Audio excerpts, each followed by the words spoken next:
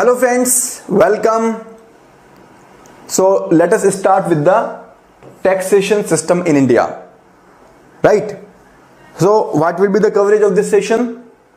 In this session, we will cover the meaning of tax, what are the different canons of tax, what is the meaning of tax base, what are the methods of tax calculation, the taxation systems, proportional, progressive and regressive system, tax buoyancy and tax elasticity, the incidence and impact of tax, direct tax, indirect tax, different kinds of taxes in India, distribution of taxes among center and state, GST, and there are various terms like cess, surcharge, anti-profiteering, BEPS. So to start with, what is the meaning of tax?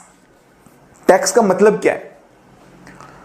So tax is an amount which is levied by the government over the citizens, and there are two important features of the tax. What are those features?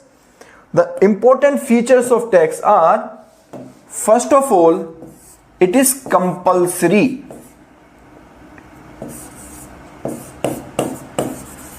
It is compulsory. And secondly, there is no direct benefit in return.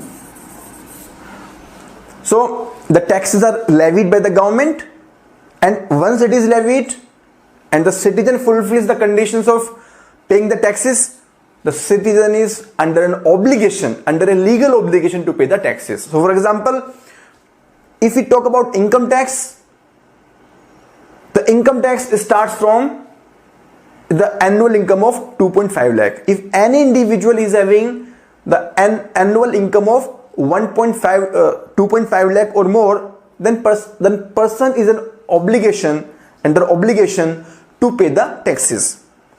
So the person is compulsorily required to pay the amount. The person do not have any choice. It is compulsory. Secondly, there is no direct benefit which will be promised by the government in return of paying the taxes. So if Mukesh Ambani is paying 100 crore of tax to the government do not promise in return that we will do this thing to you, they will do this thing to you. No. It is under a law and you will not get any direct benefit. And obviously, the citizens get the indirect benefit. How? Because citizens, they get all the services which are provided by the government, be it the road, be it the power, law and order, judiciary, and many more services which are not available otherwise. So indirectly, everyone benefits, but directly, no benefit is promised by the government. So these are the two important features. Tax is a compulsory levy payable by an economic unit. So it is payable by an economic unit. Here economic unit means it can be either an individual, the person like you and me, or it can be a company also, or it can be a local body like municipality, etc., or it can be a partnership firm, and so on. So any unit which is performing any economic transactions without any corresponding entitlement to receive a definite and direct quid pro quo for the government. Quid pro quo means in return. So without promise of any direct return. So this is the meaning of the word tax. Right? In India, I already discussed this point earlier also, that in India, this tax is levied after the approval of the parliament. So the central government proposes any tax through the finance bill in the budget, and that budget is approved by the parliament, including the president of India. Only then any tax can be levied on the citizens. So this tax is under a complete authority of the Constitution of India, which is ultimately approved by the parliament. Therefore, this is completely legal and mandatory to pay. If you do not pay, you have to face the consequences. The consequences can be in the form of financial penalty, or it can be in the form of even imprisonment. Next, there are some canons of taxation. Canons means some principles of taxation. When the governments are levying the taxes, some principles should be kept in mind so that the taxation system remains very, very beneficial for all the stakeholders of the economy. What are those principles? The first principle is canon of equality. Canon means the principle, right? Equality. Taxes should be in proportion to the ability of taxpayers of different economic classes. So tax should be levied as per the paying capacity of the individual. If the poor person is not able to pay the income tax, no income tax should be collected from the poor person. And this is very much followed in India. In India, the income tax starts from that person who has the annual income of at least 2.5 lakh rupees. Right? So therefore, this canon of equality ensures that those at the bottom of the economic ladder are not under an obligation to pay the taxes. The second principle, canon of certainty. What is this? Canon of certainty. A good tax must be certain and not arbitrary in terms of time and mode and manner of payment, the rate of taxes to be paid, etc. Why this certainty? This certainty, it ensures that everyone, the taxpayer, knows their tax obligation. So the taxpayer can plan in advance. So for example, if we talk about corporate tax, the income tax which is levied on the corporate, so that corporate tax is having the rate which starts from 15% and goes up to 25% for different type of companies.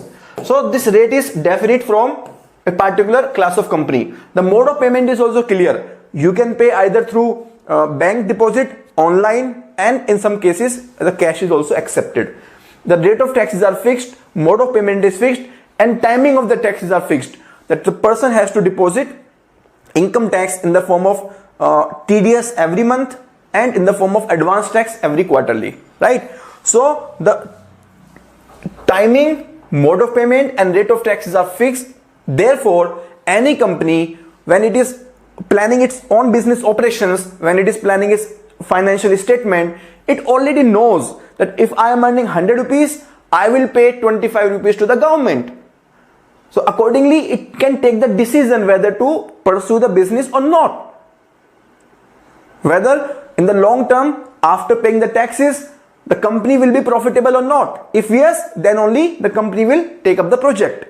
So this certainty brings compliance, right? It brings compliance. Compliance means the taxpayers on whom the taxes are levied, they will be easily following the tax rules and regulations. So this becomes possible. Canon of convenience. The mode and timing of tax payment should be convenient to the taxpayer. Definitely. The tax obligation is one thing, but when it comes to how to pay the tax, at what time to pay the tax, that should be convenient. So the timing of payment should not be in a way that even if I am a taxpayer and I have not received the amount of income, and even before them, the government is asking for the tax. No. So this is actually practically followed. This principle is practically followed because if you see in India and in other countries also, the payment of tax for the last year is done in the current year. So once I earn the income, after that I will pay, not before that. So the timing is convenient as well as the mode is also convenient. So when there was no online system, then all the banks were ready to accept the cash. So you can go to any bank branch and you can deposit the tax. Now when we are in the online era, all the banks, they accept the payment online. You can pay through different online modes. So the tax payment has become easy. The basic logic is that the tax compliance should not become a burden for the taxpayer. Right? The taxpayer is ready to pay. But if the payment system and timing is not easy, then there are chances the taxpayer will be in trouble while making the compliance for the tax obligations. Next is the canon of economy. The cost of collection of taxes should be minimum. This is also important. So in India, we have the tax department, we have the income tax department, we have the GST department, etc. And these departments have their own cost. They pay salaries to the officers, they have the administration cost, and then there are many other costs. So the cost of collection should be more than the amount that is being collected, then only it will be beneficial for the government. So this is also followed. So again, let me revise: canon of equality, canon of certainty, canon of convenience, and canon of economy. And there are some other canons which have been evolving over a period of time. First one is canon of productivity. A tax must be able to garner sufficient public revenue for the treasury so that government can avoid deficit financing. So we have multiple sources of financing in the public finance, like we have the revenue receipts and we have the capital receipts. In the revenue receipts we have tax and non-tax receipts. Right? Out of all these receipts, the tax receipt should be one of the important source of revenue, because if we go for the non-tax revenue, the sources are very limited. Interest, dividend, profit sharing, and those are very limited. Capital receipts also are very limited. So we should try the tax revenue should be enough for us to occupy majority of the expenditure requirement. Next, canon of buoyancy. So what is buoyancy? Buoyancy means with the increase in the GDP, there should be correspondence increase in the tax collection or tax revenue. Right? So if GDP is growing, the tax should also grow. And this can happen when the people are charged the tax under the progressive taxation system. What is progressive taxation system? We will discuss in detail, but in a single line, progressive taxation system is system under which with the increase in the income of the person, the rates of income tax, the rates of tax also increase. Right? So if the income is low, the rate of tax is 10%. If the income increases, the tax of rate become 15%, 20%, 30%. So for the higher income people, the rate of tax are high, and for the low income people, the tax rates are low. Right? So this is the progressive system. In the progressive taxation, this buoyancy actually works. Canon of flexibility. The taxes should be flexible enough so that tax authorities can revise the tax rate or its coverage or both as per need of the hour. Right? So I already told you that in India, it is the parliament which approves the tax obligation. That how much tax will be levied, it is decided by the parliament. However, there are some authority, there are some powers which are available with the central government, and those powers have been given by the parliament through the law. Under those powers, the central government can increase the rate of tax even without the authority of the parliament directly. Right? Or it can eliminate certain tax exemptions, certain tax concessions even without the authority of the parliament. So depending upon the situation, central government should have some power, so that it is not supposed to go to the parliament again and again for small changes and create a complication. See, parliament is a good, but parliament, first of all, it is not sitting throughout the year. Many times parliament do not sit for 2-3 months continuously. So if the parliament is not sitting, taking parliament's approval becomes very difficult. So at that point of time, the government should have the flexibility. Next canon is canon of diversity. Diversity should be in terms of the levels of government. So different levels of government should be having some or the other tax authority. So be it the central government, state government, local government, all level of government should be having certain authority, because all of them are having the expenditure. If they do not have the tax collection authority, then they will be dependent on some other government. So that dependence should be minimized, so that they remain independent and they can take their own decision, and that is the essence of the democracy also, right? Secondly, they should be diverse in terms of the category of taxpayers, right? So the taxes should be levied on all sectors of economy, on the agriculture, industry, services sector. So some or the other kind of tax should be levied on the agriculture sector also.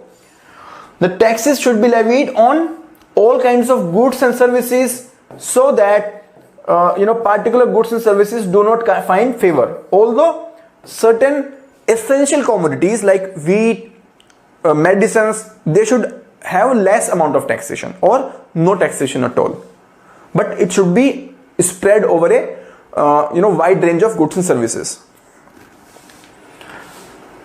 Now, what is the meaning of tax base? So if we want to calculate the tax,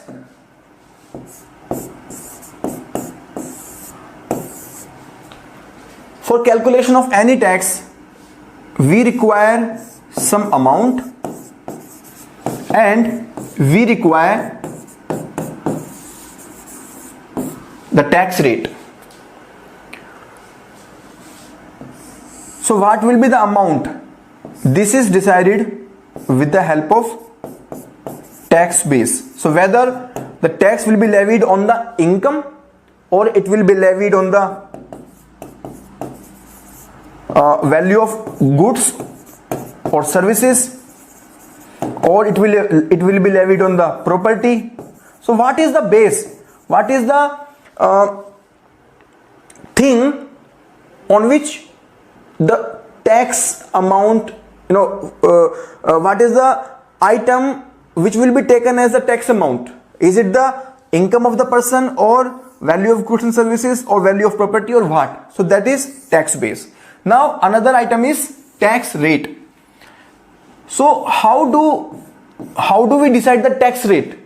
How do we decide the tax rate? So this tax rate can be in two different aspects. First, whether this is on ad valorem basis or this is on a specific basis, right? And again, whether this is followed through the proportional system or through the progressive system or through the regressive system. So we are going to discuss these two concepts separately, but you have to understand that for calculation of tax amount, we have to know what is the amount. So for example, if we want to calculate the goods and services tax, then we will take the value of the goods. So suppose the value of the goods is 1000 rupees and the tax rate is 18%. So we can calculate that, okay, rupees 180 is the GST obligation and I am to deposit this GST with the government.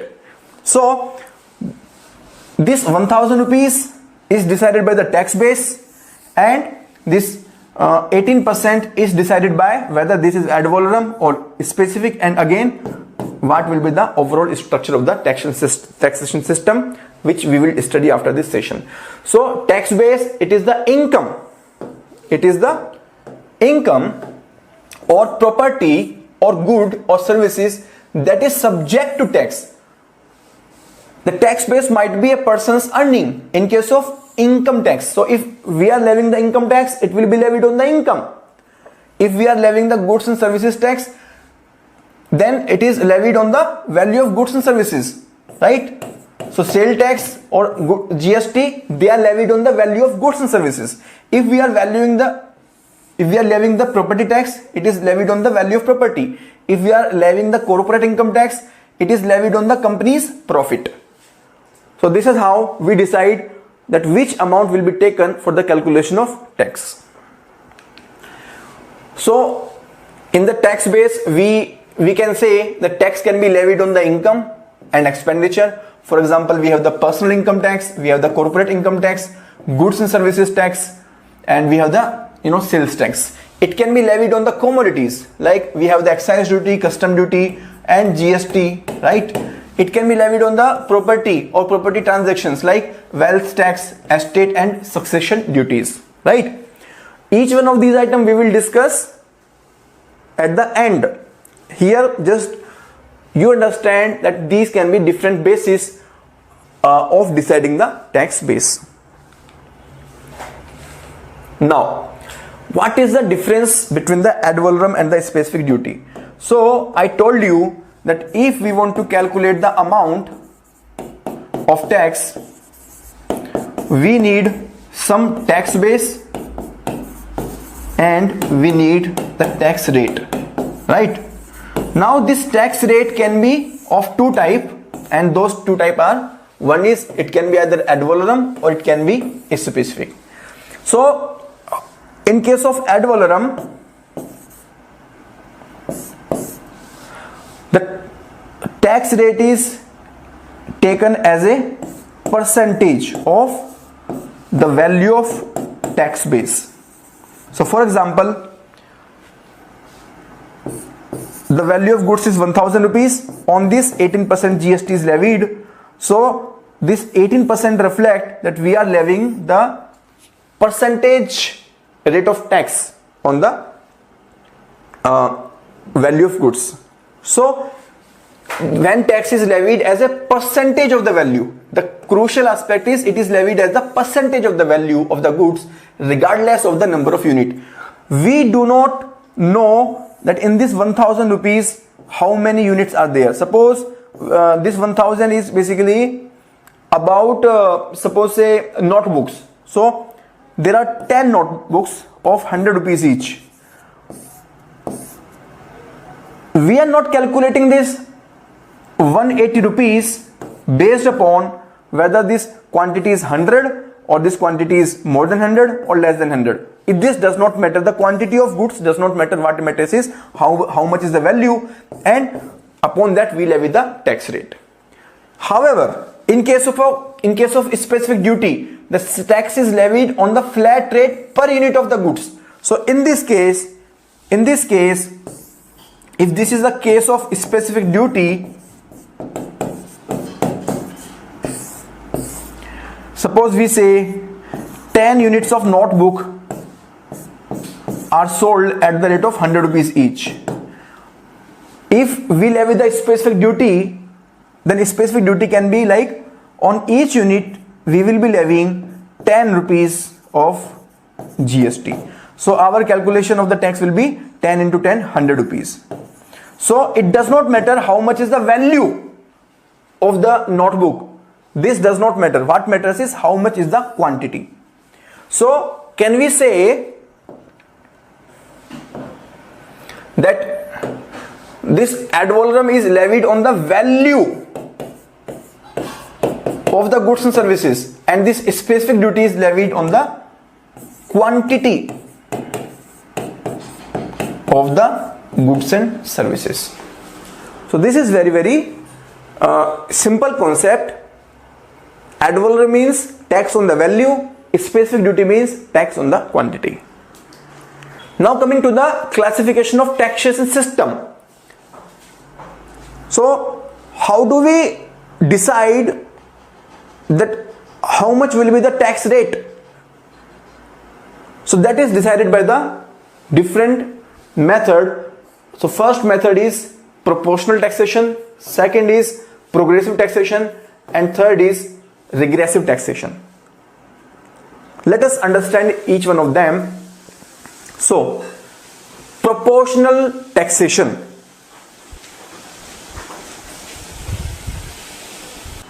So first one is the proportional taxation, right? So the name itself indicates that tax is levied in the proportion, that is as a percentage of the tax base, and important aspect is that tax rate remains uniform. Tax rate नहीं बदलता, tax rate चाहे कम income हो चाहे ज्यादा income हो, tax rate same रहता है.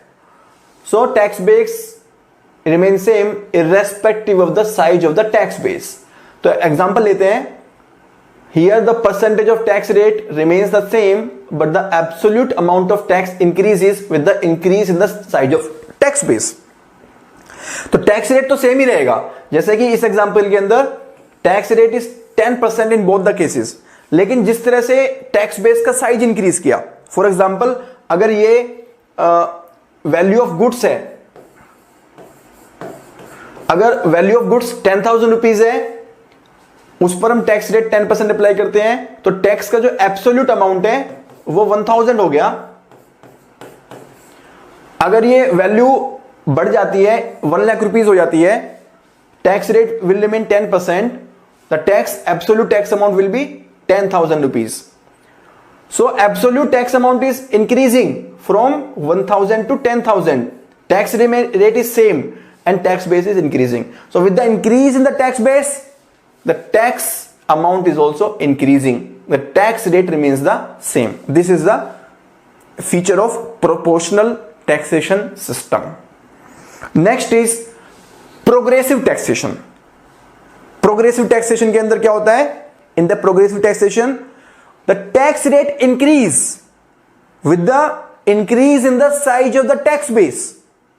So, for example, if the size of the tax base is 10,000 rupees, the tax rate is 10%. If the size of the tax base is 1 lakh rupees, the tax rate is 20%.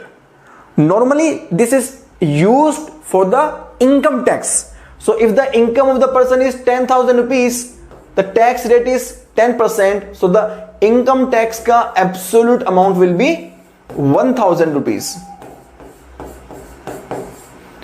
If the size of the tax base is 1 lakh rupees, the tax rate is 20%, that is tax rate is increased. जैसे जैसे हमारा size of the tax base increase हुआ, हमारा tax rate भी increase हो गया और हमारा tax amount भी increase हो गया. और ये जो this increase in the absolute amount is high in proportion.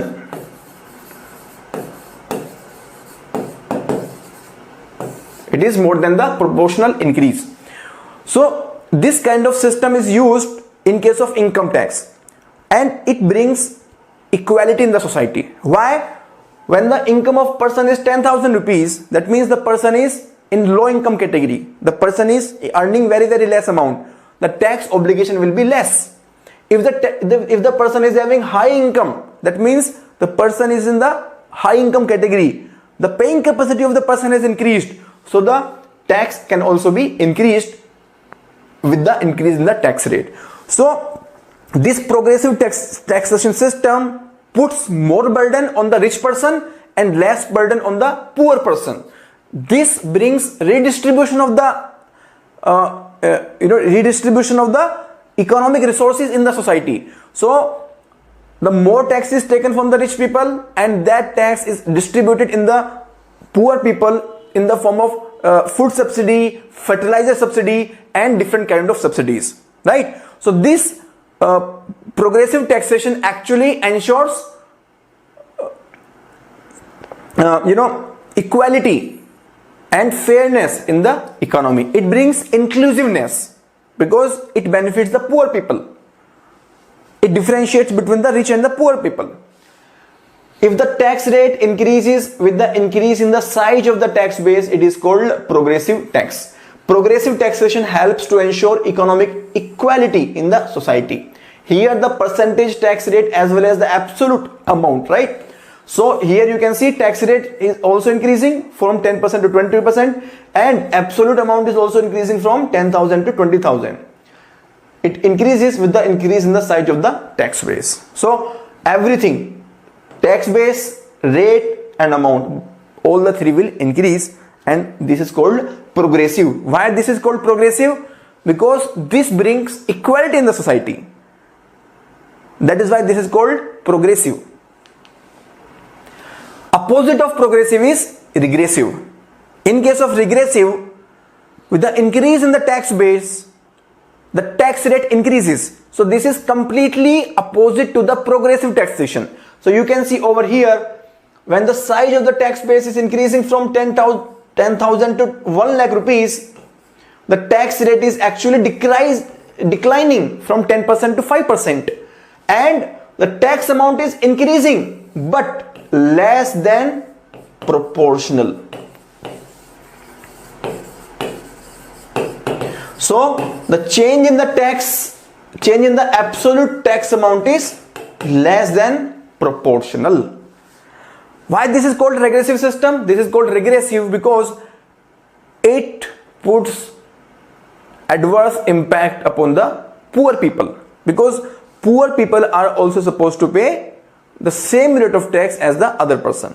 So if the tax rate decreases with the increase in the size of the tax base, it is called regressive tax. Here the percentage of tax rate decreases, but the absolute amount of tax increases with the increase in the size of the tax base, but less than that of the proportional and progressive taxation. So this is called regressive because increase in the size of the tax base actually decreases the tax rate. So this kind of system used to happen in case of wealth tax. In the wealth tax, if your wealth is very very high, your wealth tax rate will be low. If your wealth is less, then tax rate will be comparatively high. So the super rich people, they are supposed to pay less wealth tax, and the low rich people, they are supposed to pay high wealth tax. So this wealth tax has actually been abolished.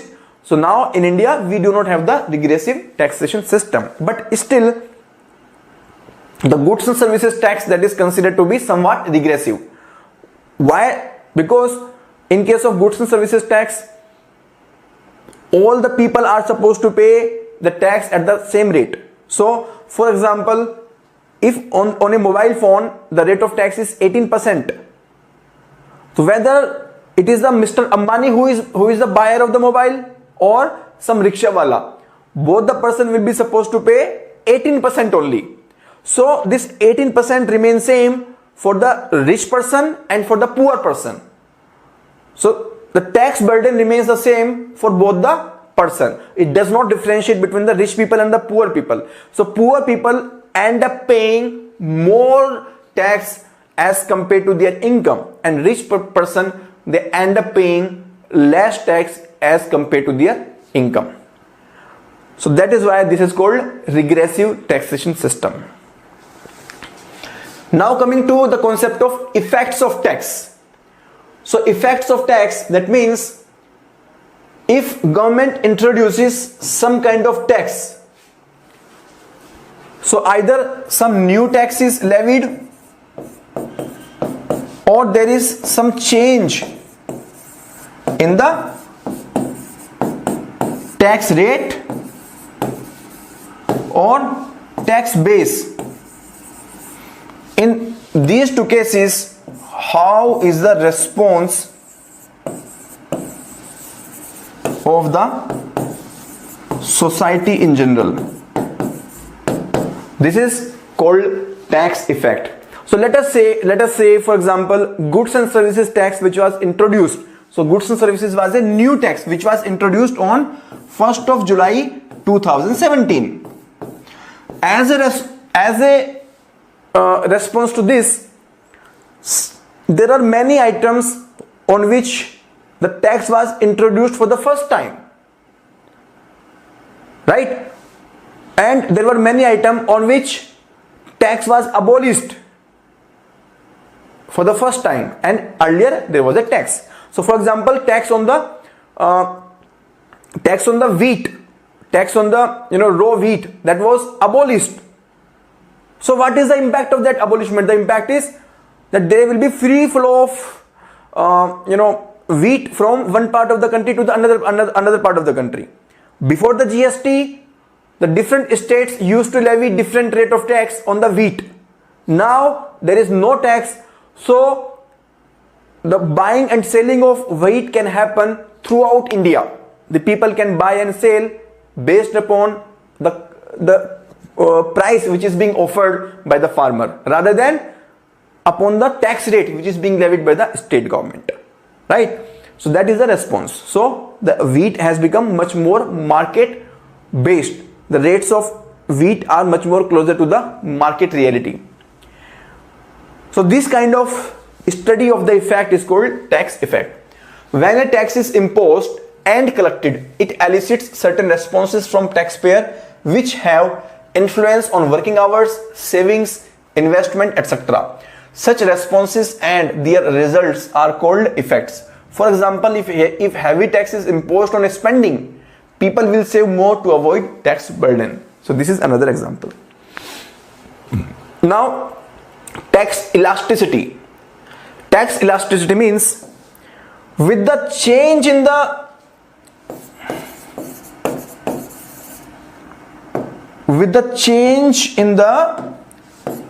tax rate,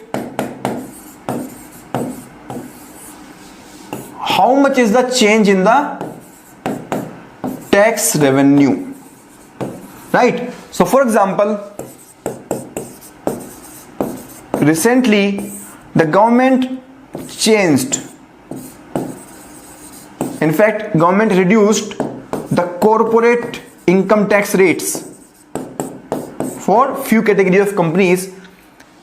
So as a result, there will be two kind of impact. First, the tax revenue will come down, because earlier the corporate tax rate was 25% and now the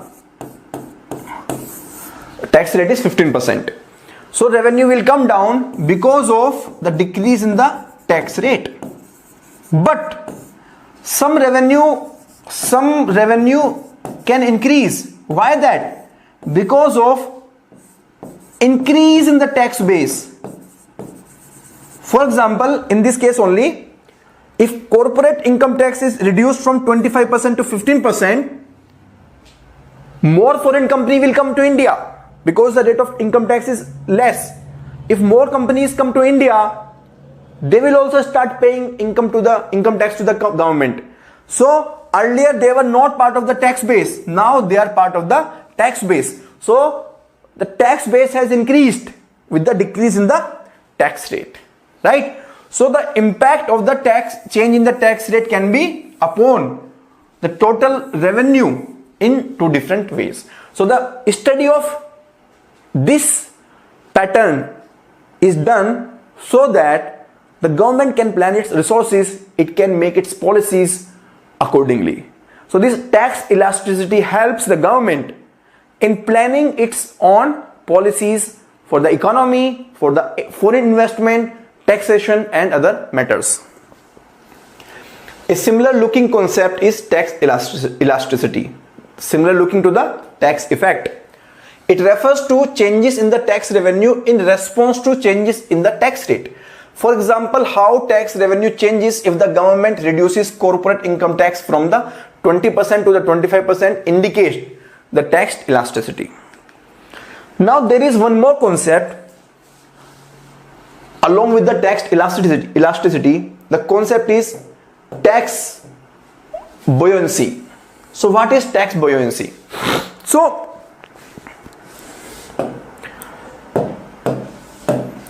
when there is increase in the GDP growth rate,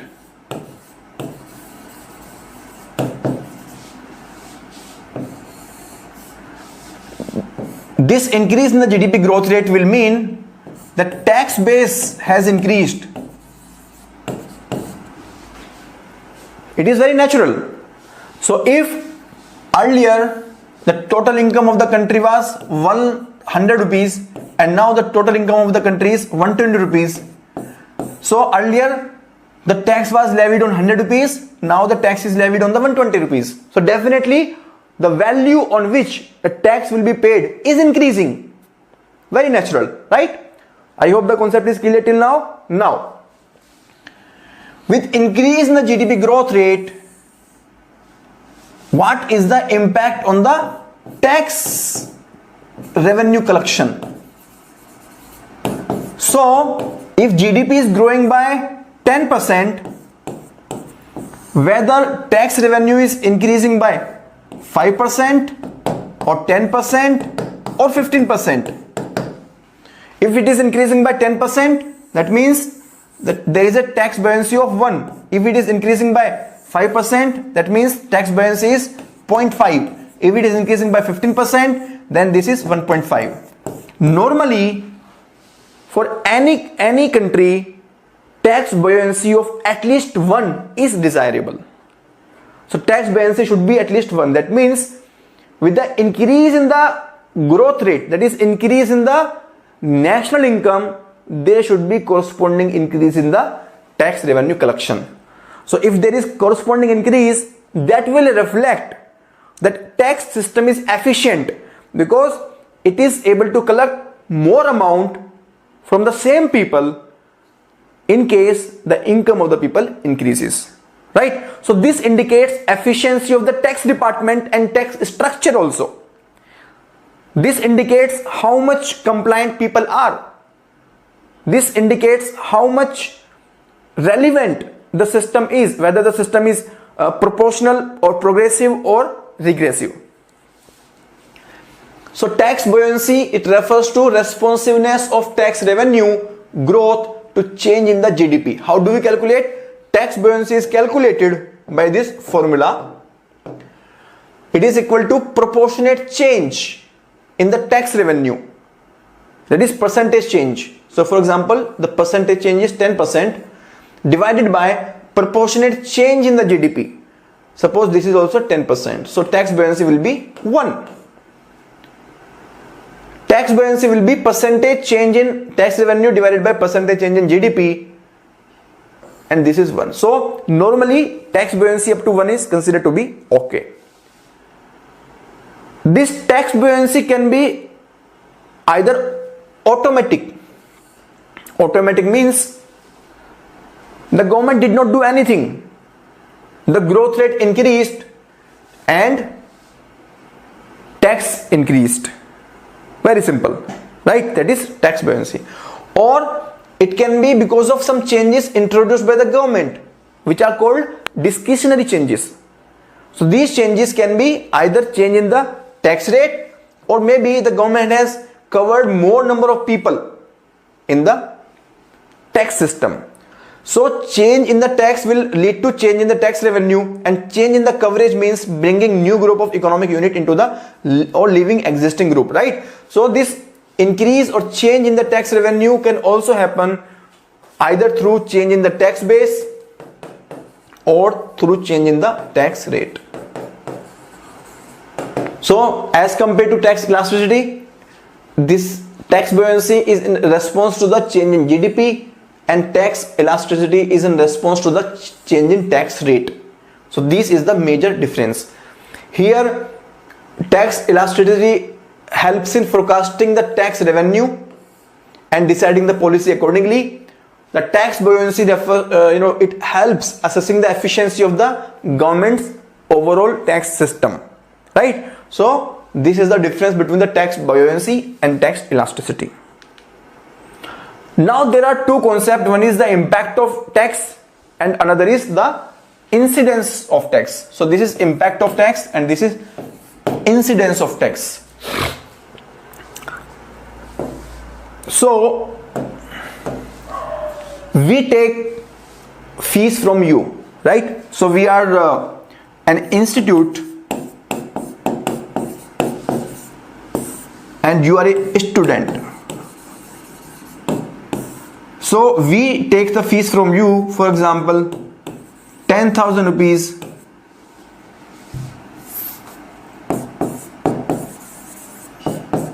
plus GST at the rate of 18%. So GST comes 1800. So we take this GST from you, right? The government of India has actually levied this GST on us, and we are collecting it from you, because ultimately we will shift the burden to you. So you are paying to us and we are paying to the government. In this case, the impact of GST is on the institute, and the incidence is on the student, right? So institute is the first point where the tax is being levied. It is legally obliged to pay the tax even if the student do not pay the tax. Or in other words, when it is collecting the fees from the student, it is the responsibility of the institute to collect the taxes also and deposit this tax to the government. So the legal obligation lies with the institute. However, the financial burden is being borne by the student. So ultimately, the student is under the financial obligation to pay the tax. तो student की जेब से पैसा जाएगा, लेकिन जमा कौन करेगा? जमा करेगा इंस्टीट्यूट. सो इंपैक्ट है इंस्टीट्यूट पर और इंसिडेंस है स्टूडेंट पर. This is the concept of impact and incident. So you can see over here, the impact of a tax refers to the first point of levy of tax. It is upon those who bear the first responsibility of paying it to the authorities. So in this case, institute is responsible to the authority, to the government. The incidence of a tax refers to the final resting point of the tax. It is upon consumer to pay the taxes. So in this case, student is the consumer and student is the final resting point. Now, there are two kinds of taxes. One is the direct tax. For example, income tax. And another is indirect tax. For example, the goods and services tax. So we have direct tax and we have indirect tax. In case of direct tax, the incidence and impact remain on the same person. So for example, my income is rupees 1 lakh and my income tax obligation is rupees 10,000. This 10,000 rupees, first of all, I am obliged to pay to the government, and secondly, I will not collect this income tax from someone else, because this is income, this is tax on my income. I have to pay from my own pocket, and I will not collect it further from some other person. That is why this is called direct tax, because this is directly levied on same person who will bear the ultimate burden. So the person who pays that tax to the government and the person who bears the financial obligation of the same is the one and only person. They are not the same, they are not the different person, and the person cannot shift the burden of tax to another person, right? In case of indirect tax, for example, goods and services tax. So the example which I gave you over here, the student is paying to the institute and the institute is paying to the government. The impact and incident is on two different persons. The impact is on institute, but incident is on student. And institute is able to shift the burden of tax to the student, right? So when this shifting is possible, then this is called indirect tax, because the tax is being given by the institute, but indirectly it is being collected from the student. So we have both direct taxes and indirect taxes. Normally, direct taxes are progressive and indirect taxes are regressive. Normally, this is the condition. So there are two types of taxes. One is direct tax and indirect tax. So direct tax, the taxes for which the burden The burden of the tax falls on the entity that is being taxed are known as direct taxes. In other words, the entity that directly pays this kind of tax bears the burden and cannot shift the tax burden. The direct tax are levied on the income, property and wealth, right? So the shift of the tax burden is not possible. My example which I gave in the previous slide, that I earn 1 lakh rupees, I pay 1000 rupees, so I have to pay and I have to bear the burden both. Indirect taxes, those taxes for which the tax burden can be shifted. So the institute has shifted the burden to the student or passed on to the other person later through business transactions of goods and services. These taxes are indirect because the agent who bears the burden of tax is not one on whom the tax is normally levied, because the institute is different from the student. That is why this is called indirect tax. Indirect taxes include custom duties, goods and services, etc. So primarily direct taxes can include income tax, corporation tax. Corporation tax means the income tax which is levied on the corporate's profits. Income tax means the income tax which is levied on the personal income. Property tax, the tax which is levied on the sale and purchase of property. Inheritance tax, the tax which is levied when someone inherits the property from his or her own forefathers. Gift tax, which is levied on the gift transactions. Wealth tax, which is levied on the wealth which is held by you. The indirect taxes can be in the form of custom duty. That means taxes on the import and export of goods and services. Excise duty, that is taxes on the manufacturing. So custom duty means taxes on the import and export. Import and export. Excise duty means taxes on the manufacturing. Service tax means the tax which is levied on the services. This tax has been abolished after the introduction of the goods and services tax, GST. Sale tax, this has also been subsumed into the GST, and VAT is also subsumed into the GST. So now primarily we have GST and excise and custom duty in some cases. We will discuss each one of these taxes in the subsequent slides of this session. So you can see over here the difference between the direct taxes and the indirect taxes. So take 2 minutes and read this slide completely. Then you will come to understand the difference between the two.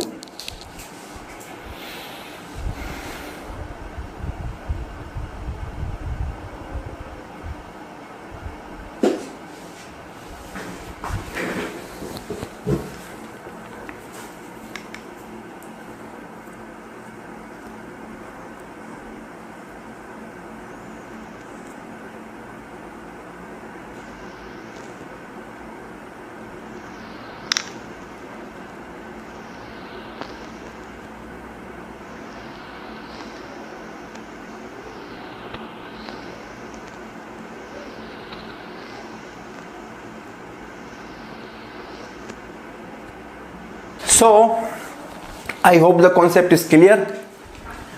I have discussed everything in detail.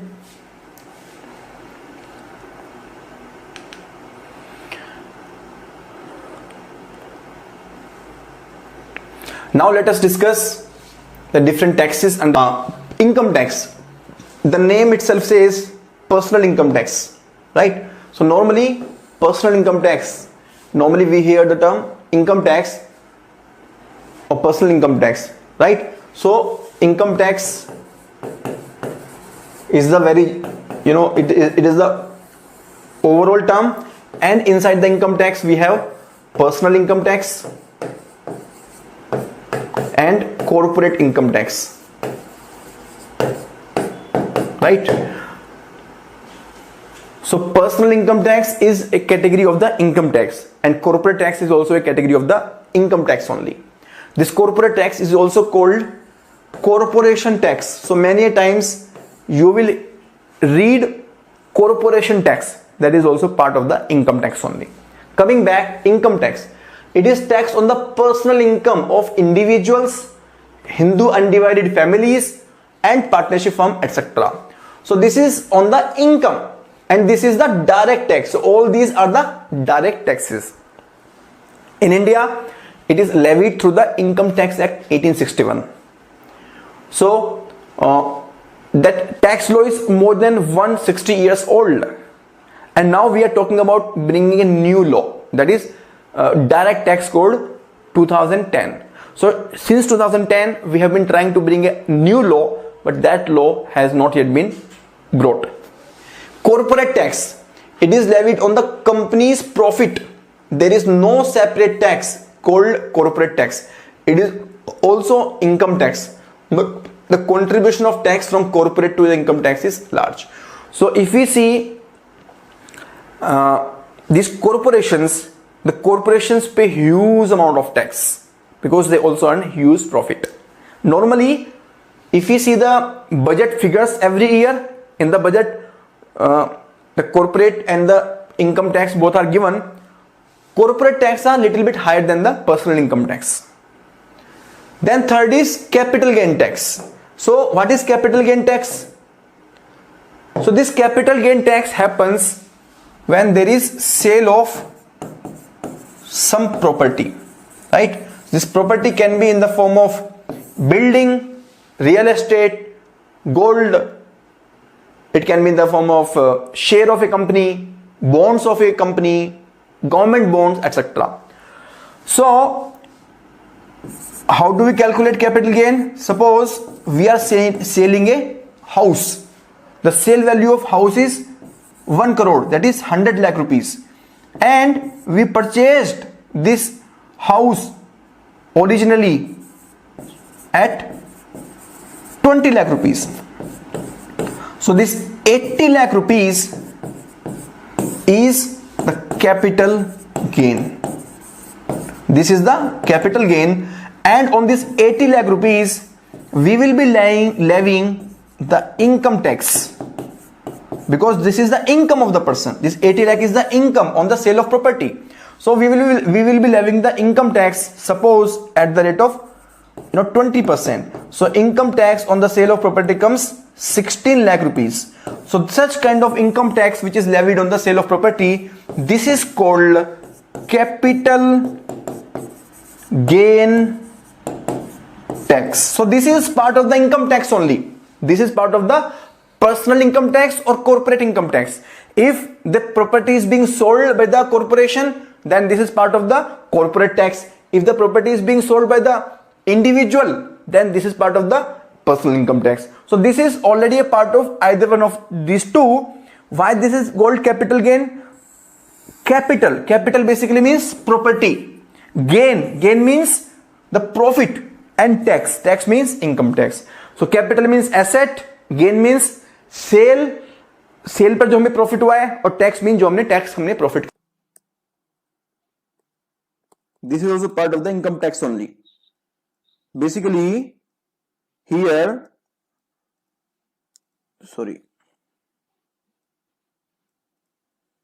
along with this gift tax and equalization levy, the capital gain tax is also one of the tax under the income tax only, right? So why I am telling this? In the examination there can be a question whether capital gain tax is a direct tax or indirect tax. So you can actually share the answer accordingly, right? So I am telling you so that you can share your answer accordingly. So capital gain tax is part of the income tax only, and let us discuss this. So first of all, this is a income tax. Tax means income tax, and this tax is upon some kind of gain or some kind of profit. Gain means profit only, and this is upon capital transactions. Capital means some property related transactions. And when I am saying property का मतलब सिर्फ real estate से नहीं है, सिर्फ building से नहीं है. यहाँ पे प्रॉपर्टी का मतलब आपका शेयर भी हो सकते हैं, बॉन्ड भी हो सकते हैं, ज्वेलरी भी हो सकती है, पेंटिंग भी हो सकती है. मतलब कोई भी चीज जो आपने एक संपत्ति की तरह अपने पास रखी हुई है, एक एसेट की तरह अपने पास रखी हुई है, वही प्रॉपर्टी कहलाती है. So capital does not mean only the real estate, it does not mean only the house, the building. It includes many other kind of goods that you have as your property, right? So this tax is levied on the sale of property. When you sell some property, then you take the sale value of the property. Suppose आपको कोई घर है, you have some house and you are selling that house at rupees 50 lakh, and you purchase this house with a purchase value of rupees 10 lakh. You are selling in 2020 and you purchase this house in 2005. So you are selling this property after 15 years. And how much is the profit or how much is the gain you are making on this transaction? The gain of 40 lakh rupees. So you are able to make a gain of 40 lakh rupees. So on this 40 lakh rupees, some income tax will be levied, suppose at the rate of 20%. So you are supposed to pay 8 lakh rupees capital gain tax. You are supposed to pay 8 lakh rupees capital gain tax to the income tax department. This is very, very simple. This is capital gain tax. This is capital gain tax, right? Now, in this capital gain tax, there are two different kind of transactions possible. So in this particular example, I took the example that you purchased this house in 2005. That means you hold this property for 15 years. आपने 15 साल के लिए इस property को अपने पास रखा. This is called long term capital gain. So this 40 lakh which has been made on this transaction of property is called long term, because यहां पर आपने प्रॉपर्टी को 3 साल या उससे ज्यादा अपने पास रखा. Means you have kept the property for a period of 3 years or more. So if you are selling the property after keeping for 3 years or more, then this is called long-term capital gain tax. And if you are selling the property after holding for less than 3 years, then that is called short-term capital gain tax.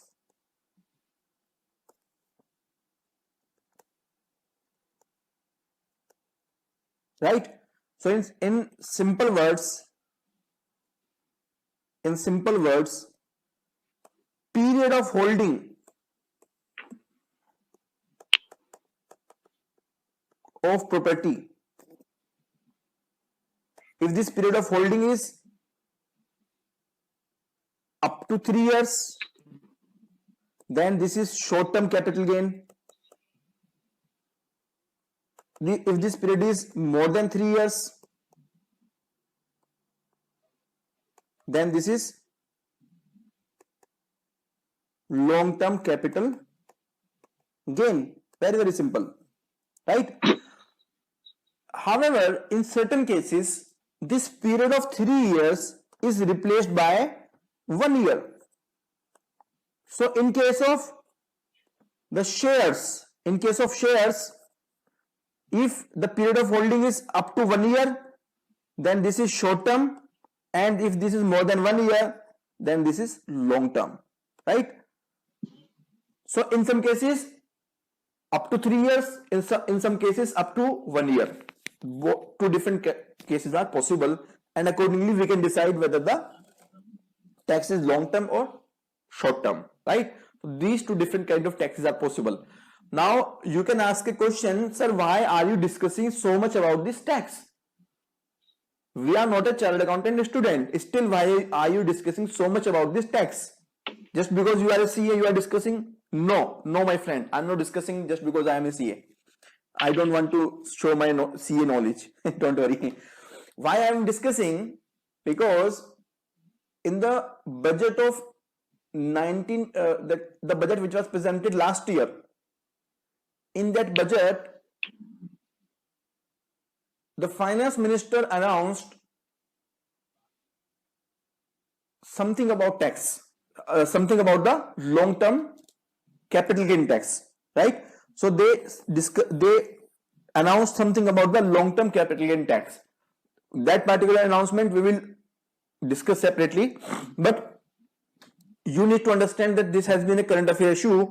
Therefore, this concept should be very clear to you.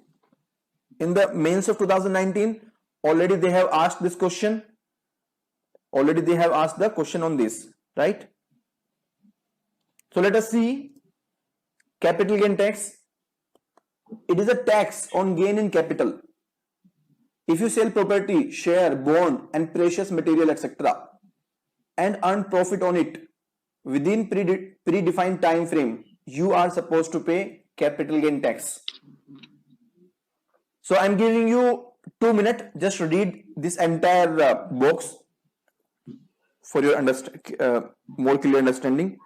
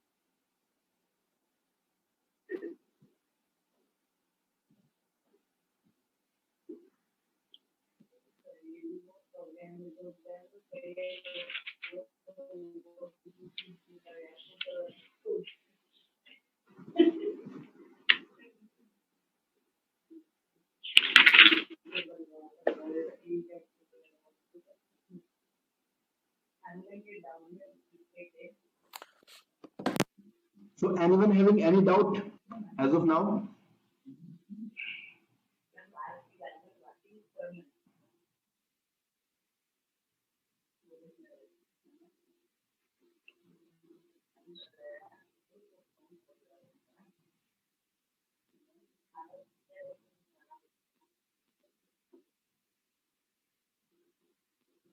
Anyone having any doubt?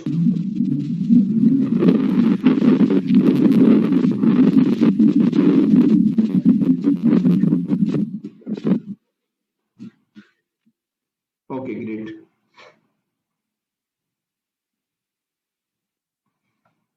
Okay, so let me discuss a little bit about the announcement that was done by the finance minister. And this announcement was made regarding the long-term capital gain tax, which was levied on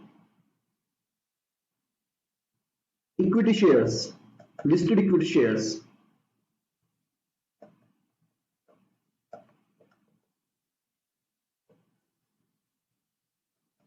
Right? So, listed equity shares means the equity shares of those companies which are listed in the stock exchange.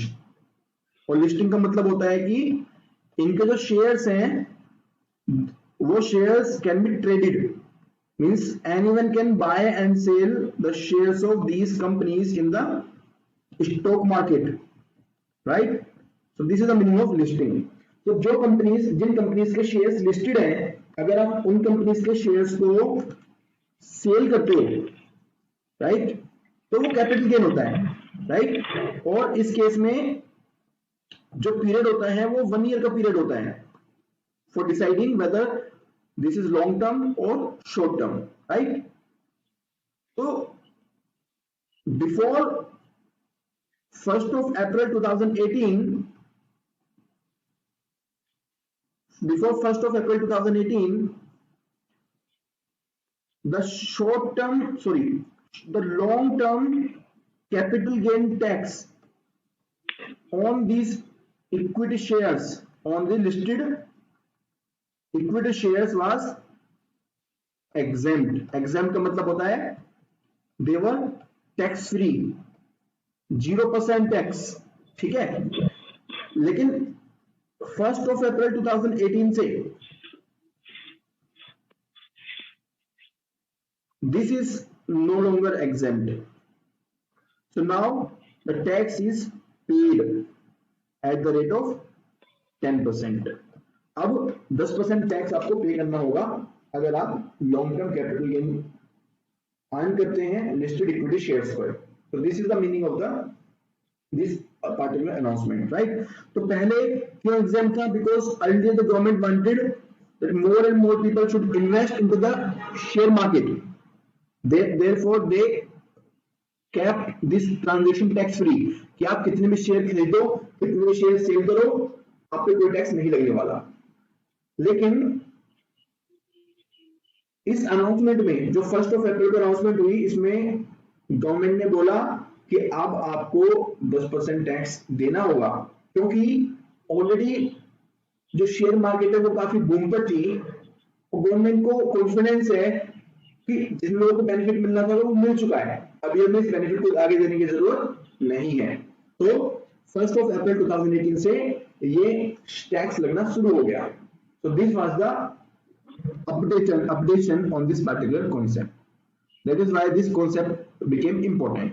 लेकिन मुझे लगता है कि already 2 साल हो चुके हैं, already 2 years have been completed after this announcement, so this becomes less important topic now, right? The next topic is securities transaction tax. Securities transaction tax. Securities basically means shares, bonds, right? Shares, bonds, etc. Mutual fund है ना। तो अगर if the securities are listed, again listed का मतलब मैंने बताया आपको, listed means those securities which are listed in the stock exchange, that means they can be bought and sold easily, उनको खरीदा और बेचा जा सकता है आसानी से। तो वैसे सिक्योरिटीज को हम लिस्टेड सिक्योरिटी बोलते हैं। अगर ये सिक्योरिटीज स्टॉक एक्सचेंज में ट्रेडेड होती हैं या म्यूचुअल फंड ट्रेड होता है, तो ये जो ट्रांजैक्शन होते हैं उनके ऊपर एक टैक्स लगता है जिसको बोलते हैं securities transaction tax. This is called securities transaction tax. तो कोई भी ट्रांजैक्शन जो होता है स्टॉक एक्सचेंज में, उन सभी ट्रांजैक्शंस पे एक टैक्स लगता है जिसको हम बोलते हैं securities transaction tax, and the amount of this tax is very very negligible, 0.1%, but still it generates a lot of revenue for the government because the volume of transactions is very very big. The volume of transactions is very. Next is commodities transaction tax. So just like securities, there is sale and purchase of commodities also. Commodity matlab gold, your agricultural products. So when any transaction happens in these commodities, the tax is also levied on these transactions. Now for your examination, what is important is that this is a direct tax. Please keep in mind this is the direct tax. तो आपसे सवाल ये पूछा जा सकता है कि securities transaction tax direct tax है, इनडायरेक्ट टैक्स है, commodities transaction tax direct tax है, इनडायरेक्ट टैक्स है। ये क्वेश्चन आपसे पूछा जा सकता है, राइट? ये क्वेश्चन आपसे पूछा जा सकता है। Therefore, you have to keep in mind securities transaction tax is a direct tax and commodities transaction tax is also a direct tax. This is not a indirect tax. You have to keep this thing very clear in your mind.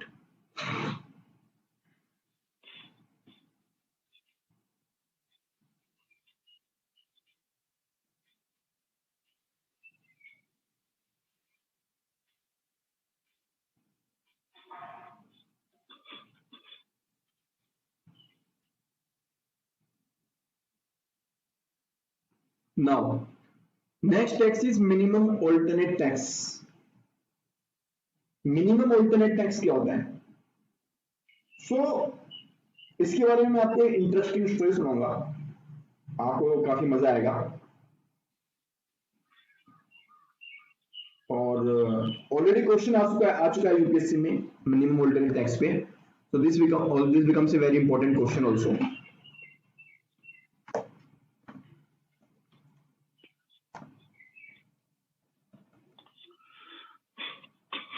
Minimum alternate tax. So first let us see the background of this tax, why this tax was levied. तो आपने company का नाम सुना होगा Reliance, have you heard? Definitely India में तो सब लोगों ने नाम सुना होगा रिलायंस का।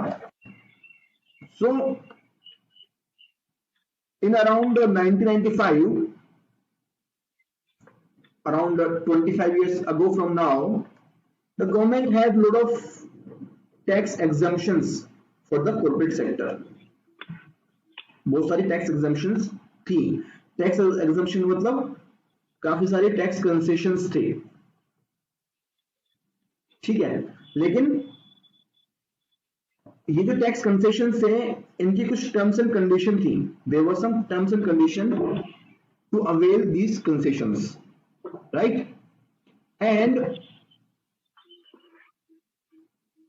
Because of these concessions the companies, ये हम जो बात कर रहे हैं कंपनीज की बात कर रहे हैं, the companies they got the benefit and they were not paying the taxes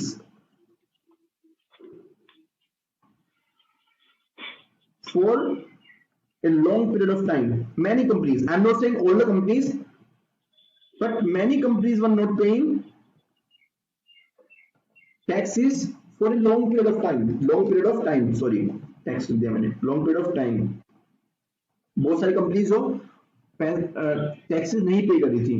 Why they were not paying the taxes? Because they started violating the terms and conditions indirectly.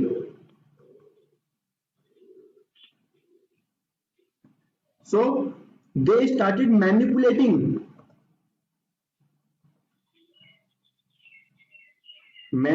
the concessions in their favor. So उन्होंने जो concession थे उनको अपनी favour में manipulate करना शुरू कर दिया and they stop paying the taxes. Suddenly the government realised and government observed that because of this there was huge revenue loss to the government. और मेजरली जो मैंने एग्जांपल दिया आपको, रिलायंस कंपनी ऐसा कर रही थी। And this is in the public domain. I am not criticizing this company. I am not against this company. This is in the public domain. This fact is in the public domain. So Reliance was actually one of the big company which was manipulating the accounts because of these concessions. ठीक है? तो उस समय government introduced one of the tax which is called minimum alternate tax. And government said that okay, you might be enjoying certain concessions. आपके पास में कुछ concessions हैं, ठीक है, आपके पास में कुछ कंसेशंस हैं, you have some concessions, but you should pay some minimum tax every year as an alternative. और जो टैक्स आप हर साल दोगे, करंट ईयर में दोगे, नेक्स्ट ईयर दोगे, उसको बाद में एडजस्ट कर लेना। मतलब टैक्स कंसेशन की वजह से आपने टैक्स देने बंद कर दिया, मैनिपुलेशन करनी शुरू कर दी। सपोज वो कैसा करते थे, सपोज कंपनी है, कंपनी के जो प्रॉफिट्स होते हैं वो दो तरह के होते हैं. One is book profit, another is taxable profit. ठीक है. तो रिलायंस में क्या हो रहा था, रिलायंस में बुक प्रॉफिट तो बहुत ज्यादा आ रहे थे. फॉर एग्जांपल 100 करोड़, मतलब बुक उनकी जो एनुअल रिपोर्ट है, बैलेंस शीट है, उसमें तो 100 करोड़ का प्रॉफिट दिखा रहे हैं वो लोग. और टैक्सेबल प्रॉफिट में कह रहे हैं सर हमें 0 रुपीज का प्रॉफिट है बिकॉज ऑफ टैक्स कंसेशंस. ठीक है, वो कह रहे हैं सर टैक्स कंसेशन आपने दे रखा है ना, तो उसकी वजह से हमारा जो इनकम है, आपका जो हमारा जो टैक्स बन रहा है वो 0 बन रहा है.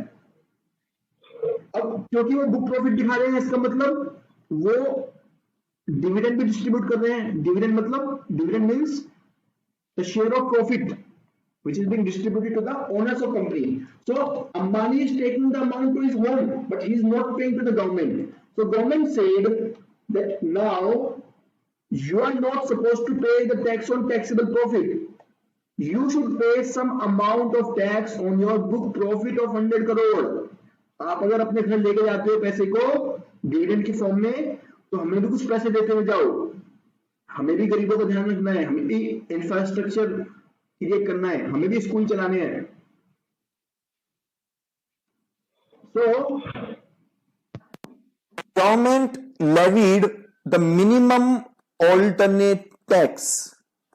The government levied the minimum alternate tax, right?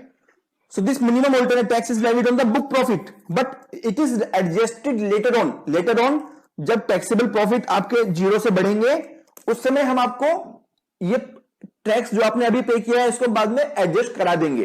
We will adjust this amount of yours, so do not worry. ठीक है. So you can see now we will see study material. In the study material you can see it is a tax imposed on companies. तो ये सिर्फ very important aspect is it is levied only and only on the companies. It is not levied on the other like individuals, NGO. It is not levied on all those people. It is tax imposed on companies which escaped corporate tax net or pay very low tax.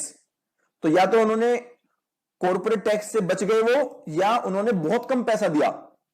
By using the provisions of the exemptions, deductions and incentives. उन्होंने जो government के concession थे, exemption, deduction, incentive, उसको उसकी आड़ में उन्होंने कोई पैसा नहीं दिया गवर्नमेंट को. ठीक है. And there are no separate tax. तो मैट कोई सेपरेट टैक्स नहीं है. It is a special provision under the income tax act only, right? So in our discussion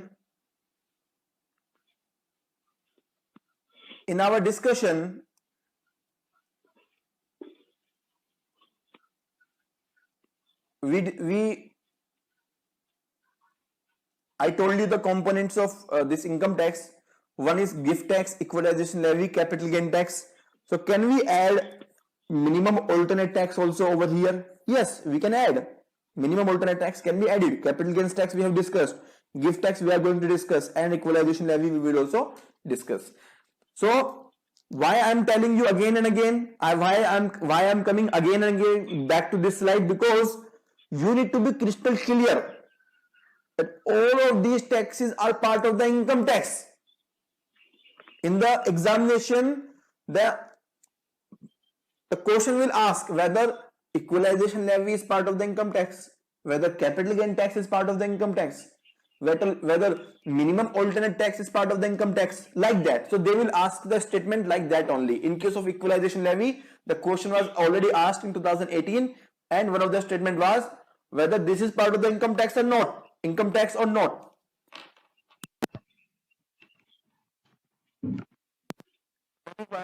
This becomes important. Securities होती हैं. Securities is a very general term जिसके अंदर shares भी आते हैं, बॉन्ड्स भी आते हैं, म्यूचुअल फंड भी आते हैं, और जितने भी फाइनेंशियल इंस्ट्रूमेंट होते हैं वो सब आपके सिक्योरिटीज का पार्ट होते हैं. ठीक है. तो ये आपका सिक्योरिटीज एक बहुत जनरल टर्म है जो यूज होता है और जो शेयर्स हैं वो सिक्योरिटीज का हिस्सा है। सिक्योरिटीज में से एक इंस्ट्रूमेंट है जिसको हम बोलते हैं शेयर्स। तो शेयर्स बेसिकली शेयर्स जो है वो इशू होते हैं कंपनी द्वारा, एक कोई कंपनी इशू करती है शेयर्स को, और जो इन्वेस्टर होते हैं वो उनको बाय करते हैं और उनको उस शेयर बाय करने के बदले में उनको प्रॉफिट का कुछ शेयर मिलता है जिसको बोलते हैं डिविडेंड। ठीक है, तो shares is basically one of the part of the securities only, and securities can have shares, it can have bonds, it can have mutual funds. Bond can be of different type, government bond हो सकते हैं, मसाला bond हो सकते हैं, और तो जो sir जो hello sir, yes yes yes, जो शेयर खरीदते हैं उनको बेनिफिट्स मिलता है कि जो बेचते हैं वो सेलर की बायर? सबको मिलता है बेनिफिट। अब जब आप कोई घर खरीदते हो तो आपको भी कुछ प्रॉफिट होता होगा, तभी आप घर खरीद रहे हो। आप उसमें आपको रहने को मिल रहा है या आपको कल सेल करोगे उसको, और जो सेल करने वाला है उसको भी बेनिफिट मिलता है।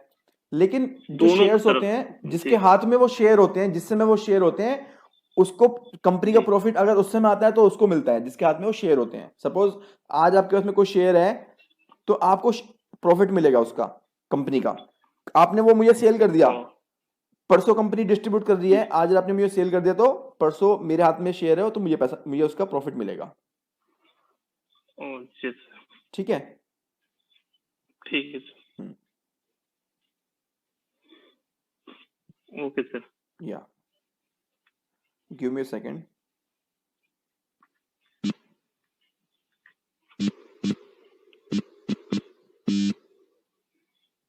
Akshay, you have any doubt?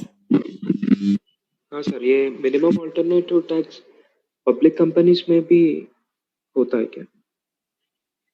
ये सब में हो सकता है, कोई भी कंपनी हो सकती है, public company, private company, any type of company. ठीक है, okay. Any other doubt, anyone? Okay, next tax is gift tax.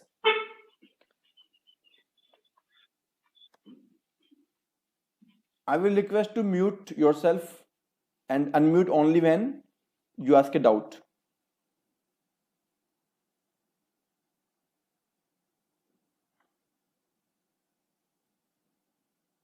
Okay, great.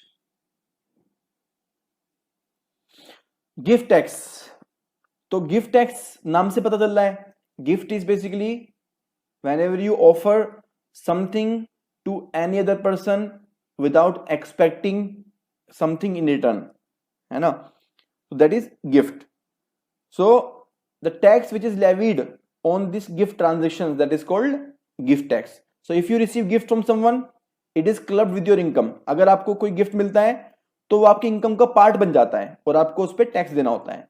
लेकिन ये जो गिफ्ट होगा इस पर टैक्स तभी देना होगा when the value of this gift is more than 50,000 rupees in a year. एक साल में अगर इसकी वैल्यू 50,000 रुपीज से ज्यादा है तो ही आपको देना होगा, अदरवाइज आपको कोई गिफ्ट टैक्स देने की जरूरत नहीं है। And it is a special provision in the Income Tax Act. So you have to keep in mind this is part of the Income Tax Act. This is very important. In the examination they can ask this question, right? So let me show you couple of questions from the previous year which have been asked from the discussion that we did so far. So you can see अभी हमने ये discuss किया नहीं है equalisation levy, equalisation tax अभी हम discuss करने वाले हैं। इनफैक्ट हम इसको डिस्कस कर ही लेते हैं, फिर हम इसके क्वेश्चन देखते हैं आगे के। Good, so this is also part of the direct tax. So let us discuss this equalization levy only. So this is on the page number 21. ये because this was in the current affairs news, that is why it has been given at the end, but this is part of the income tax only. Equalization levy or equalization tax, or this is also called as the Google tax. इसको हम Google tax भी बोलते हैं। ठीक है, तो हम देखते हैं कि क्या होता है ये।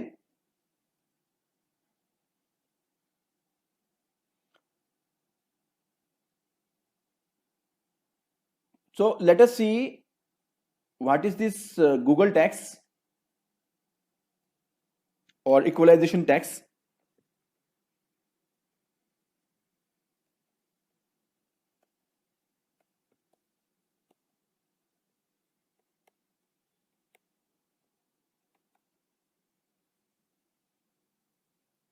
सो बेसिकली आपने देखा होगा गूगल एड्स आते हैं, है ना, बहुत सारी कंपनीज है जो गूगल एड्स देते हैं अपना।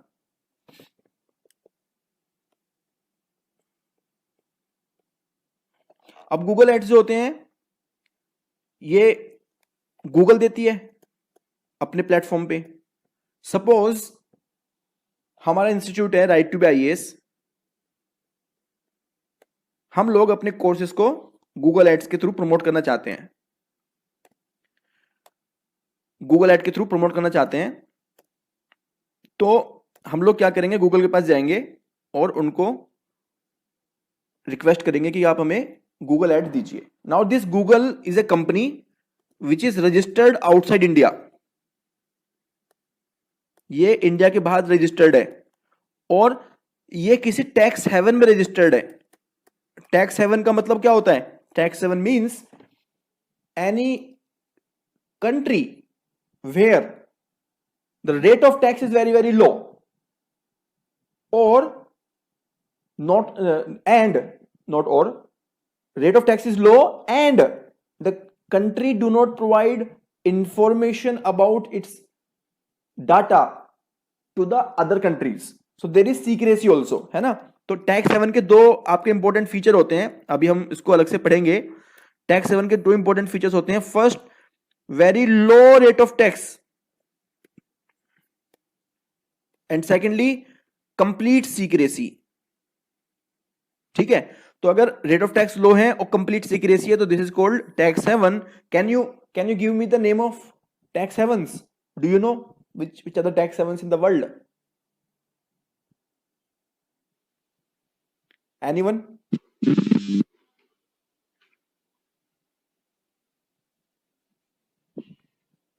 Akshay, you want to say something?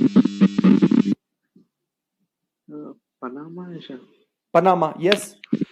So we have Panama, we have Mauritius, we have Cayman Islands and so on. There are many companies like that. So उन companies का, अक्षय आप अपने mute कर लीजिए, आपका डिस्टर्बेंस आ रहा है आपके फोन से।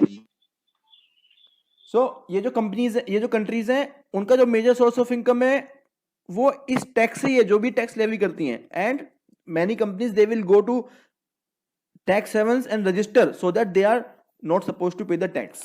ठीक है, तो गूगल ये टैक्स हेवन में रजिस्टर्ड उन्होंने कंपनी की हुई थी जिसके थ्रू ये गूगल एड्स प्रमोट कर रहे थे। So suppose our company we are paying ₹10 lakh to this Google ad for promotion of the for promotion of our courses. वो गूगल एड्स प्रमोट कर रहे हैं तो हम लोग उनको 10 लाख रुपीज दे रहे हैं, which is basically online advertising. ठीक है, now because this company is registered outside India, they are not suppose to pay any tax in India.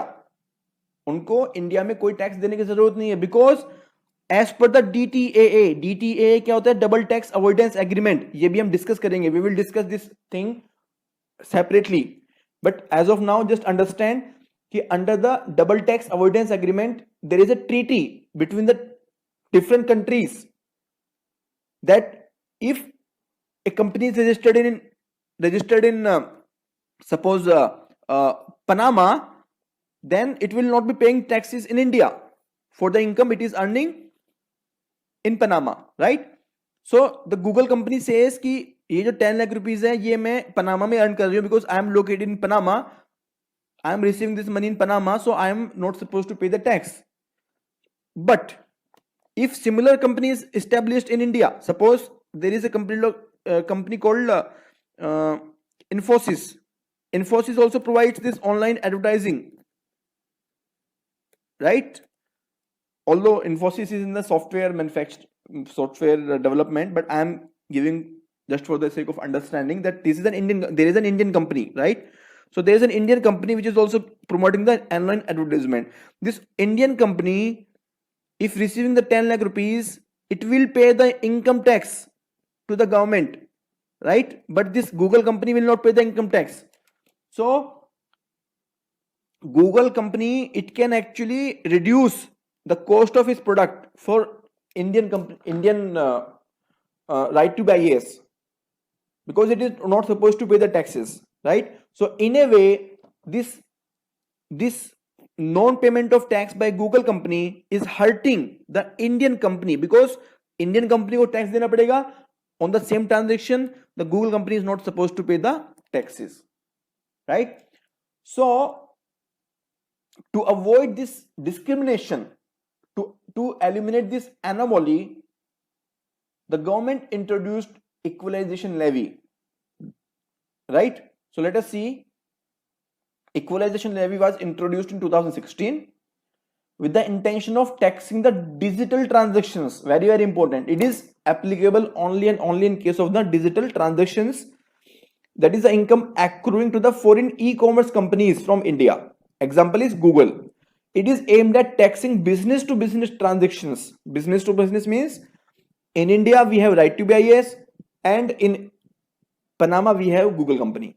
Equalization levy is a direct tax under income tax. This is very, very crucial, which is withheld.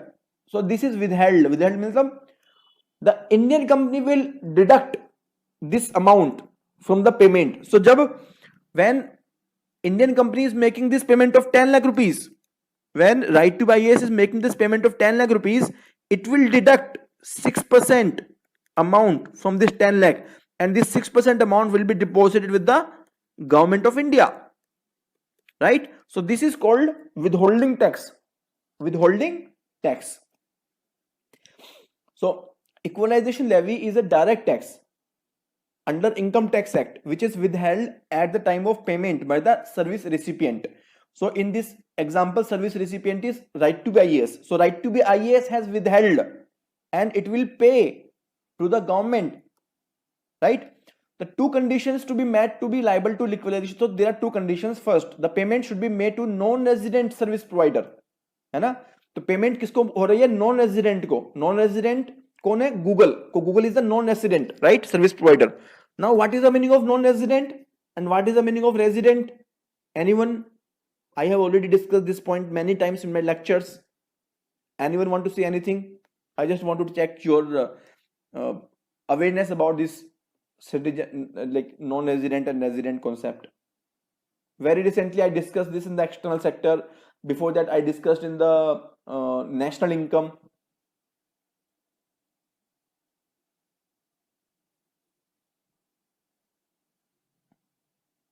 Anyone, any idea? Okay, so non-resident basically means any company whose major operations are being done outside India. And in case of individual, so for the company I did not discuss, I discussed it for the individuals only. So in case of individual, if the individual is a citizen of India but resides outside India, so let me discuss here.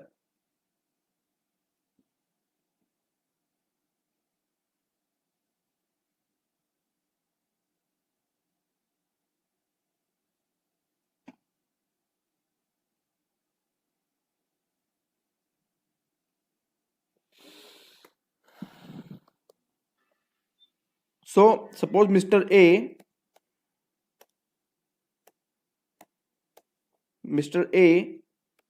is a citizen of India.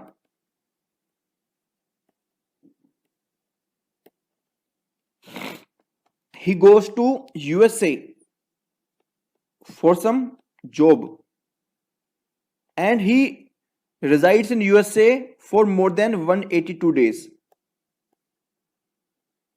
right?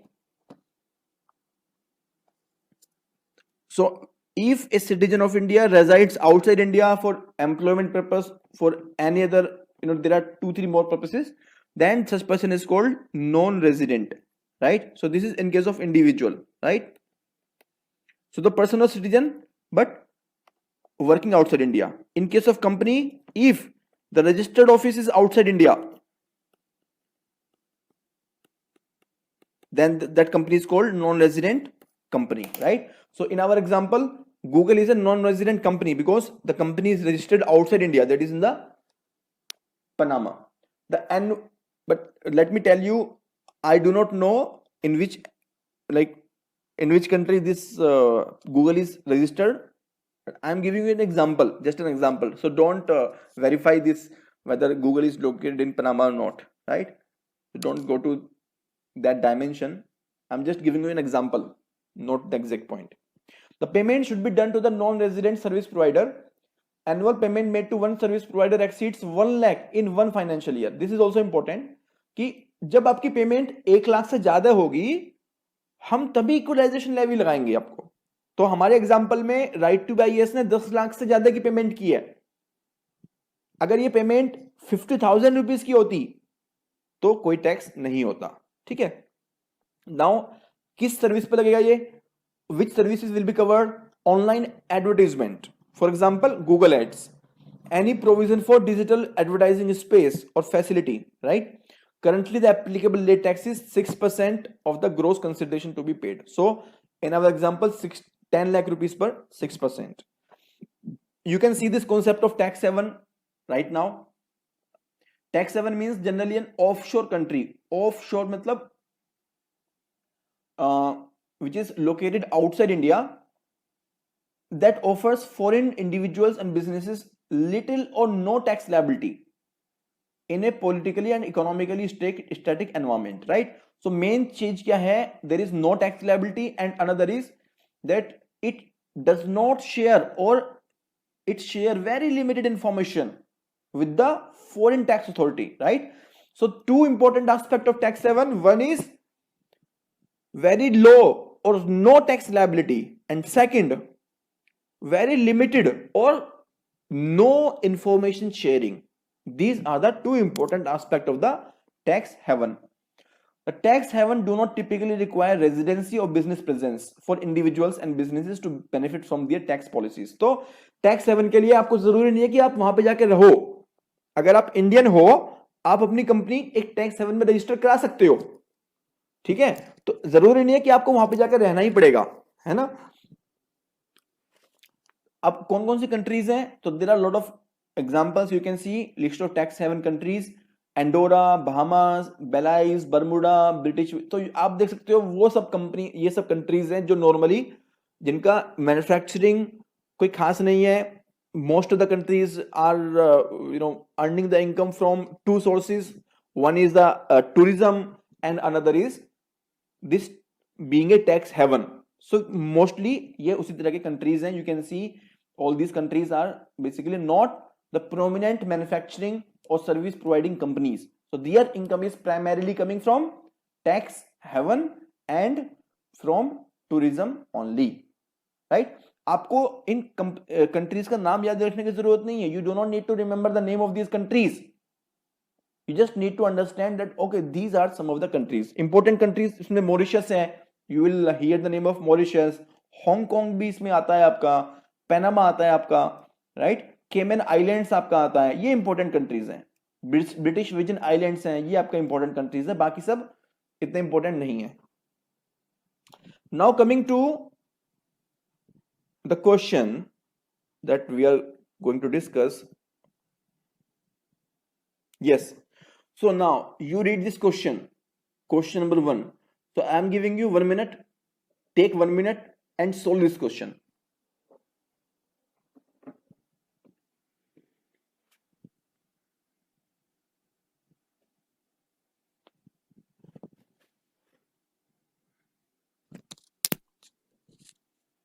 This is the question of 2018.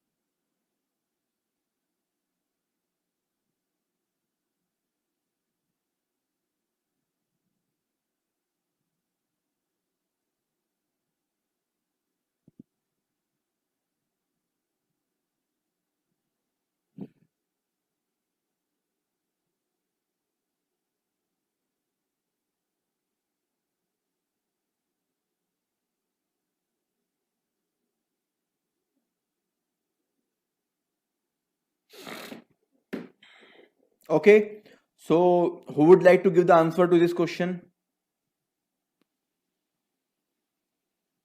Sir D. Okay, Akshay आप बता रहे हैं?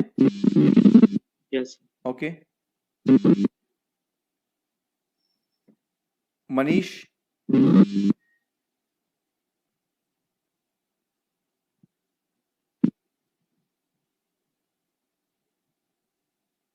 आदर्श? C sir. Sorry, C. C. Okay, Adarsh?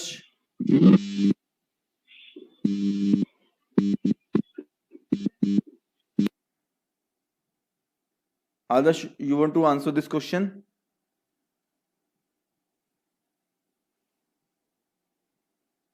Okay, so let us discuss. Basically, the answer to this question is one only, option A.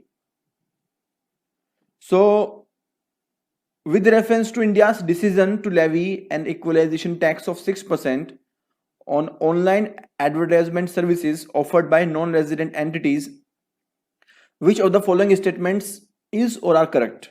Number one, it is introduced as part of the Income Tax Act. I have already discussed many times that this is part of the Income Tax Act. यहाँ पे भी ये साफ साफ लिखा हुआ है. This is part of the Income Tax Act.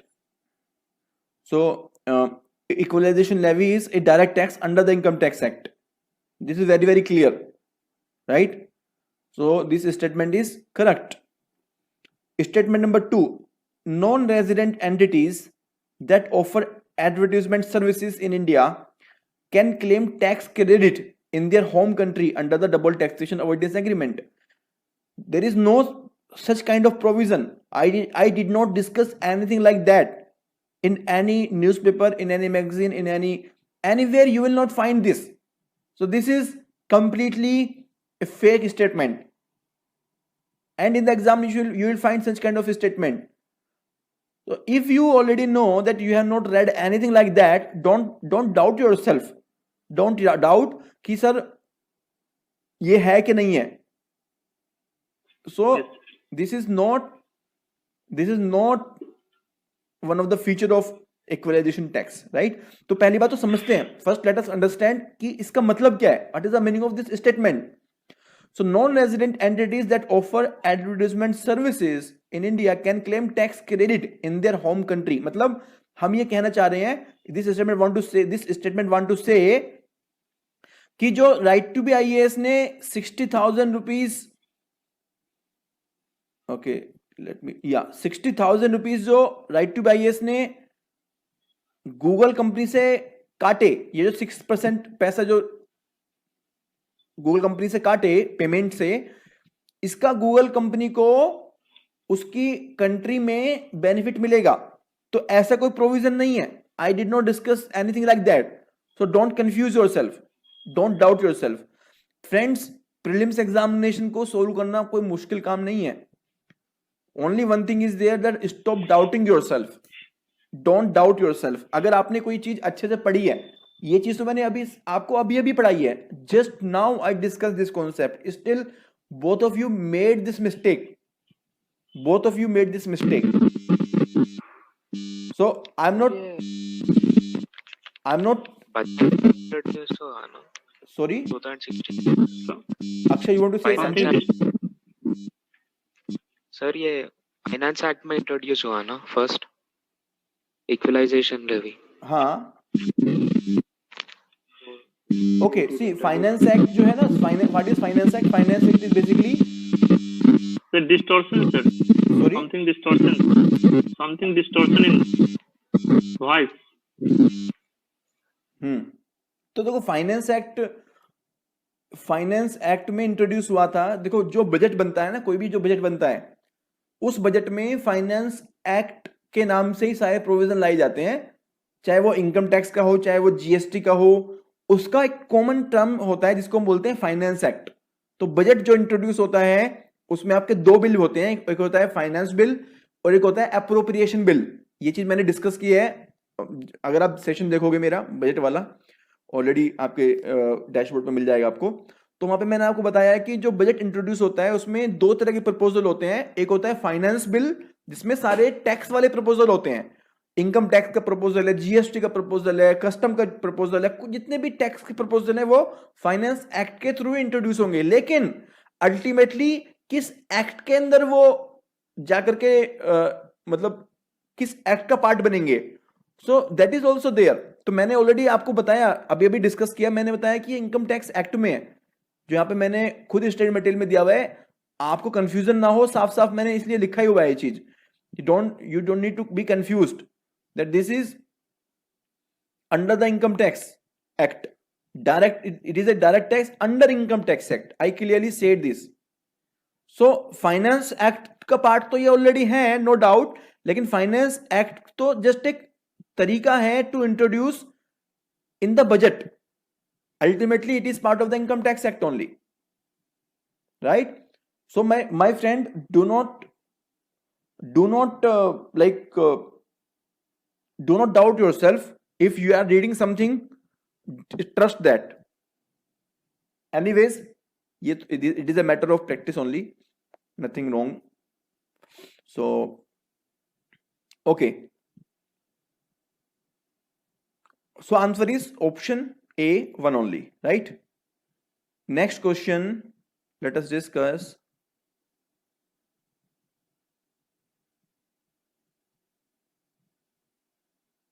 Okay, so please take this question number 9 of 2012 and then we will discuss the answer. To take 1 minute and answer this question.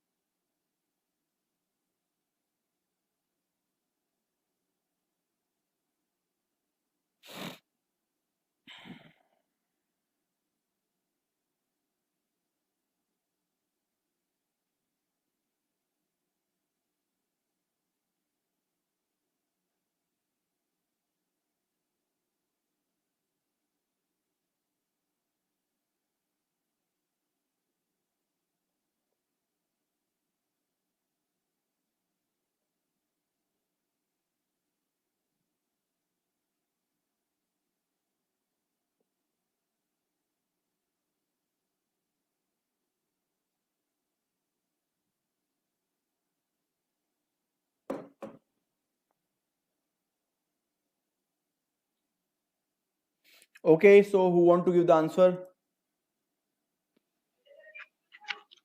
Sir, answer is B. Okay, B for Bombay. Okay, Yes. जी sir, go with B sir. Munish, आप बता रहे हैं? Okay, जी जी sir, go with B sir. Too sure. Adarsh, any answer from your side?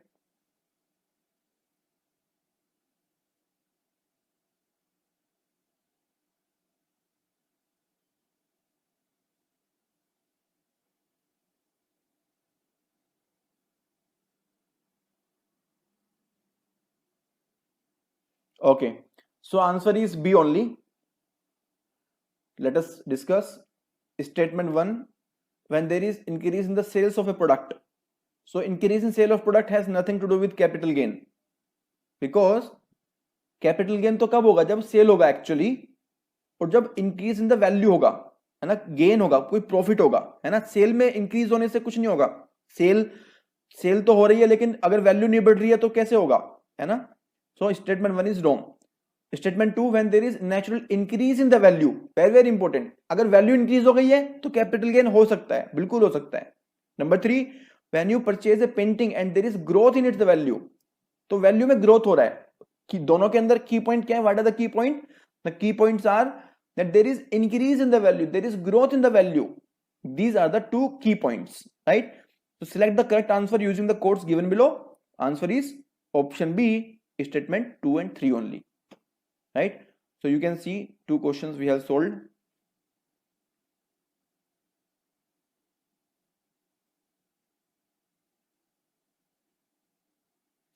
There is one more question. Yeah. Okay, this is a very factual question, will not be asked, but just for the sake of clarity, minimum alternate tax was introduced in the budget of the government of India for the which year? So it was introduced for the 95-96. So this is just for the information purpose.